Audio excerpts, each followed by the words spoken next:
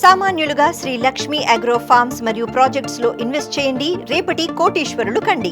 రాష్ట్ర ఆదాయం పెంచాల్సిందేనట. ప్రస్తుతం వస్తున్న పన్ను రాబడికి అదనంగా 15 నుంచి 25% వరకు పెంచాలి. భూముల రిజిస్ట్రేషన్స్ ద్వారా 10 నుంచి 15% ఆదాయం పెరగాలి. కథం అయిపోయా. మొన్న కరెంటు బిల్లులు 8,100 కోట్లు పెంచే కార్యక్రమాన్ని నాంది పలికారు. దాన్ని జగన్మోహన్ రెడ్డి నిర్వాహకం అంటారు.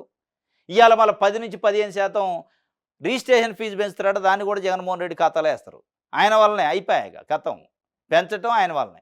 చెత్త పన్ను రద్దు చేస్తే చంద్రబాబు నాయుడు గారి వల్ల, పెంచితే జగన్మోహన్ రెడ్డి వల్ల. అంటే ఎంత దౌర్భాగ్యం అంటే, మీరు ముఖ్యమంత్రి స్థానంలో ఉండి మీరు పెంచేదాన్ని మీరు తగ్గించేదాన్ని కూడా జగన్మోహన్ రెడ్డి ఖాతాలో ఇస్తే ఎంత దౌర్భాగ్యం, ఎంత లిటరల్గా ఉంది కదా. ప్రస్తుత రిజిస్ట్రేషన్ విభాగం ద్వారా 8,000 కోట్ల ఆదాయం వస్తుంది. దీన్ని 14,000 కోట్లకు తీసుకెళ్లాలి.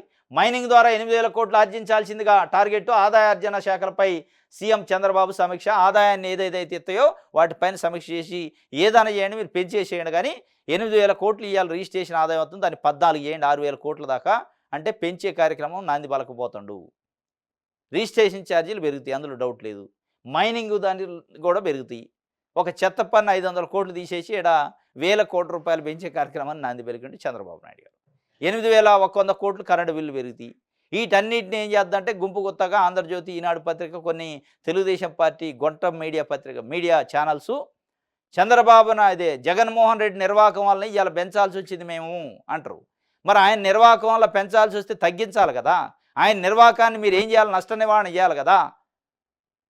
చేయరు. చెత్త పన్ను మట్టికి ఆయన వేస్తే మేము రద్దు చేసినాం అంటాడు. మిగతా ఆయన వేస్తే రద్దు చేయరు.